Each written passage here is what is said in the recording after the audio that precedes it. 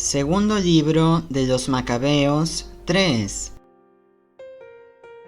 En la época en que los habitantes de la ciudad santa gozaban de una verdadera paz y en que las leyes eran escrupulosamente observadas gracias a la piedad del sumo sacerdote Onías, quien odiaba el mal, hasta los mismos reyes honraban el santo lugar y adornaban el templo con magníficos presentes. Así fue como Seleuco, rey de Asia, pagaba de sus ingresos personales todos los gastos necesarios para el servicio de los sacrificios. Pero sucedió que un tal Simón, de la tribu de Benjamín, que era administrador del templo, tuvo un problema con el sumo sacerdote con respecto a la fiscalización de los mercados de la ciudad. Como no logró ganarle a Onías, fue a ver a Apolonio, hijo de Traseos, que en esa época era el gobernador de Celesiria y Fenicia. Le contó que el tesoro de Jerusalén contenía enormes sumas, una cantidad increíble de riquezas que no tenían relación con los gastos necesarios para los sacrificios, y que era posible, por tanto, traspasar todo ese tesoro a manos del rey. Una vez que se encontró con el rey, Apolonio le habló de las riquezas que le habían mencionado, y el rey designó a Heliodoro, que estaba al frente de sus asuntos. Lo mandó con la orden de que confiscara todas las riquezas de las que se hablaba. Heliodoro emprendió el viaje inmediatamente, so pretexto de que iba a inspeccionar las ciudades de Celesiria y Fenicia, pero en realidad para poner en ejecución la orden del rey. Al llegar a Jerusalén, Heliodoro fue recibido amigablemente por el sumo sacerdote y por la ciudad. Contó entonces lo que le habían dicho. Manifestó el objetivo de su visita y preguntó si todo eso era exacto. El sumo sacerdote le explicó que el tesoro contenía los depósitos de las viudas y de los huérfanos, que una parte pertenecía a Hircano, hijo de Tobías, un hombre muy importante, pero que al contrario de las mentiras de Simón, ese hombre impío, el tesoro se reducía a 400 talentos de plata y 200 de oro.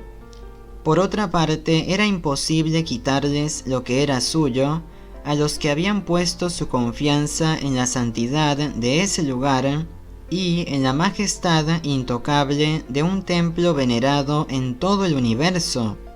Pero Heliodoro, basándose en las órdenes que había recibido del rey, sostenía que de todos modos ese dinero tenía que ser confiscado para el tesoro real.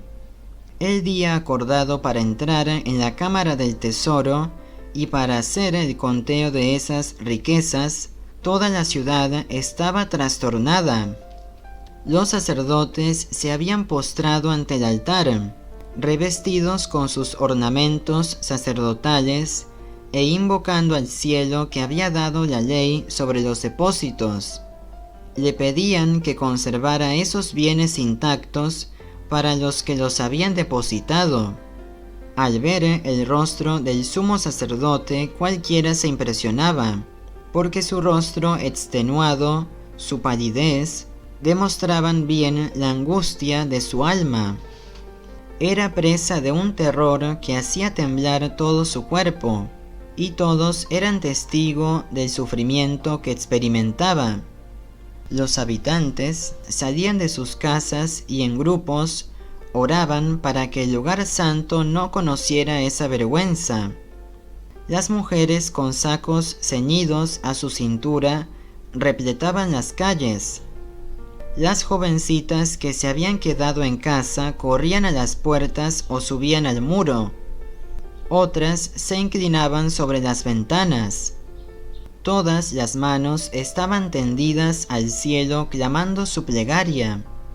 Daba pena ver la angustia de esa muchedumbre unida en un mismo abatimiento y la ansiosa espera del sumo sacerdote, mientras se suplicaba al Señor Todopoderoso que guardara intactos y salvos los depósitos a los que los habían efectuado. Heliodoro procedía a hacer lo que había dicho. Ya estaba con su guardia cerca del tesoro, cuando el soberano de los espíritus y poderes de todo orden produjo una gran aparición en ese mismo lugar. Todos los que se habían atrevido a entrar quedaron sin fuerza y sin ánimo, como paralizados por la fuerza de Dios. Se les apareció un caballo montado por un jinete terrible y ricamente equipado, que parecía llevar una armadura de oro. Se lanzó directamente hacia Heliodoro, amenazándolo con sus patas delanteras. Al mismo tiempo aparecieron dos jóvenes rebosantes de energía, deslumbrantes de luz y vestidos con magníficos trajes. Se pusieron a ambos lados de Heliodoro y empezaron a azotarlo, dejando caer sobre él una lluvia de golpes. Heliodoro cayó a tierra y se halló sumido en profundas tinieblas. Lo tomaron y lo pusieron en una camilla, y ese hombre que acababa de entrar en la cámara del tesoro con un numeroso séquito de guardias y hombres armados fue llevado afuera, incapaz de ayudarse a sí mismo. Así se había manifestado a todos el poder de Dios. Mientras Heliodoro, golpeado por la fuerza divina, yacía enmudecido y sin esperanza de curación, los judíos bendecían al Señor que había glorificado su santo lugar. El templo que, hacía apenas un momento estaba invadido por el espanto y la inquietud, se llenaba ahora de gozo y de alegría como consecuencia de la manifestación del Señor Todopoderoso. Inmediatamente algunos compañeros de Heliodoro pidieron a Onías su intercesión para que el Altísimo concediera la vida a aquel que estaba tendido en tierra medio muerto. El sumo sacerdote, por su parte, temía que el rey sospechara alguna maquinación de los judíos contra Heliodoro y ofreció un sacrificio por su salud. Cuando el sumo sacerdote ofrecía el sacrificio de reparación, aparecieron de nuevo a Heliodoro los mismos jóvenes vestidos con los mismos trajes, y poniéndose de pie al lado de él, le dijeron: «Puedes darle muchísimas gracias al sumo sacerdote Onías, porque por él fue que el Señor te conservará la vida. Ya que has sido azotado por el cielo, darás a conocer a todos el gran poder de Dios». Después de decir eso, desaparecieron. Heliodoro ofreció un sacrificio al Señor e hizo largas oraciones al que le había conservado la vida. Luego, después de haber prometido a Onías su amistad, regresó con sus hombres donde el rey. A todos contaba esa intervención del Dios grandísimo que había visto con sus propios ojos.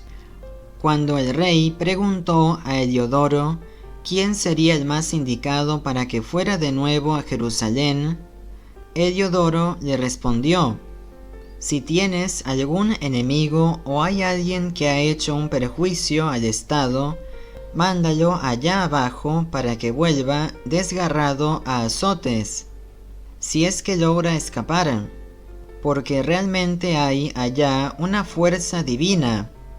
El que mora en el cielo vigila ese lugar y lo protege. Castiga y da muerte a los que van con malas intenciones». Esto es lo que ocurrió a Heliodoro, y así fue como se salvó el tesoro. Palabra de Dios. Te alabamos, Señor.